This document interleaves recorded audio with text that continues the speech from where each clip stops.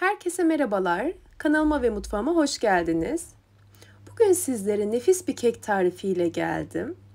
İçerisine eklediğim tek bir farklı malzemeyle lezzetine lezzet katıyor bu tarif. Tarifimde kullandığım malzemeleri videonun açıklama kısmında belirttim.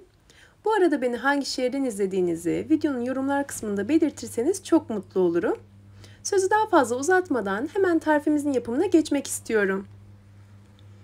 İlk olarak oda sıcaklığındaki 3 adet yumurtayı karıştırma kabına alıyorum. Kullandığımız malzemelerin oda sıcaklığında olması önemli.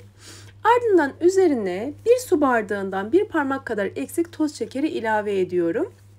Ve bu iki malzemeyi ortalama 4 dakika kadar karışım beyazlayıp krema kıvamına gelinceye kadar çırpıyorum mikserin orta devrinde. Kullanmış olduğum su bardağının ölçüsü her zaman olduğu gibi 200 mililitre, yani evlerimizde olan klasik su bardaklarından. Bir su bardağından çok az eksik kullanıyorum şekeri. Çünkü içerisine başında da belirttiğim gibi tek bir farklı malzeme ekleyeceğimi söylemiştim. Bu malzeme puding, hazır pudinglerden. Pudingin içerisinde de bir miktar şeker olduğu için normalde ben bu tarifi sade bir şekilde hazırladığımda 1 su bardağı şekerle hazırlıyorum. Pudingle birlikte hazırladığımda çok az eksik kullanıyorum şekeri. Malzeme beyazlayıp krema kıvamına geldi karışım. Ardından üzerine 1 su bardağı süt ve 1 su bardağı sıvı yağ ekleyerek şöyle bir karıştırıyorum. Kullandığım malzemeler yine aynı şekilde oda sıcaklığında, tekrar belirtiyorum. Artık kuru malzemeleri ekleyebiliriz. Kek yaparken kuru malzemeleri eleyerek ekliyorum biliyorsunuz. Sizlere de o şekilde yapmanızı öneririm. İlk olarak 2,5 su bardağı unu ekledim. Ardından 1 paket hamur kabartma tozu, 1 paket vanilya ve 1 paket kakaolu puding ekledim. Farklı puding türleriyle de hazırlayabilirsiniz bu tarifi. Niçin kakao ile hazırlamıyorsun derseniz eğer, pudingle bir defa hazırladığınızda farkı sizler de göreceksiniz. Gerçekten lezzeti çok harika oluyor, muazzam oluyor. Bir defa denedikten sonra zaten genelde ilk deneyenler tekrar yapmak istiyor bu tarifi. Siz de onlardan biri olacaksınız. Yaptığınız takdirde emin olun. Tüm bu malzemeleri güzelce eledikten sonra tekrar karıştırıyorum. Bu aşamadan sonra çok uzun süre çırpmıyorum. Oluşan kekin hacminin sönmesini istemiyorum. Çünkü şöyle bir kabarmayacak kadar karıştırdıktan sonra mikseri çalıştırıyorum ve ortalama yarım dakika 40 saniye kadar çırpıyorum.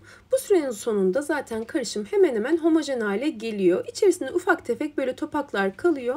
Onu da çırpmayı sonlandırdıktan sonra spatula ile karıştırarak yok edeceğim birazdan. Çok uzun süre çırpmıyorum çünkü yumurta ve şekeri karıştırdığımda çok güzel bir hacim oluşuyor. Bu da kekin güzel bir şekilde kabarmasını sağlıyor. Kek yaparken en önemli püf noktalardan biri bu, yumurta ve şekerin çırpılması biliyorsunuz. O oluşan hacimli halin sönmemesi için mikserle çok uzun süre çırpmıyorum. Ve bu şekilde karışım hazır hale geliyor. Şöyle alttan üste dairesel hareketlerle toparlıyorum kek harcımı. İçerisinde topaklanmalar olduysa, kaldıysa onları da giderecek şekilde. Diğer tarafta kullanacağım kek kalıbının içerisini katı yağla yağladım. Tereyağı ya da margarinle yağlayabilirsiniz güzelce. Ardından hazırladığımız kek harcını kalıbın içerisine alabiliriz. Ben keki yapmaya başlamadan önce diğer tarafta fırınımı 170 derecede ısıtmıştım. Sizler de öyle yapın. Zaten kekin hazırlık aşaması çok uzun sürmüyor. Bu sürede fırın ısınacaktır. Ve kalıba döktükten sonra direkt fırına alabilirsiniz. Şöyle birkaç defa tezgaha vuruyorum ki içerisindeki hava kabarcıkları çıksın. Önceden ısıtmış olduğum 170 derecelik fırına gönderiyorum. Benim fırınımda 170 derecede ortalama 40 dakikada kekim çok güzel bir şekilde pişti. Biraz sıcağın çıkması için bekliyorum. Yoksa kalıptan çıkması zor olabilir. Ortalama 10-15 dakika kadar beklettim. Ilıdı kekim. Ondan sonra kalıptan çıkarttım ve gördüğünüz gibi kalıpta hiçbir şekilde iz vesaire kalmıyor. Artık ılıyan kekimizi dilimleyebiliriz. Şöyle iç dokusunu sizlere yakından göstermek istiyorum.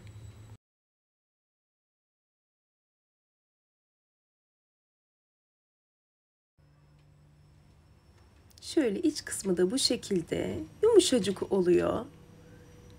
Lezzetini de Az önce de belirttiğim gibi denediğiniz takdirde çok beğeneceksiniz. Emin olun.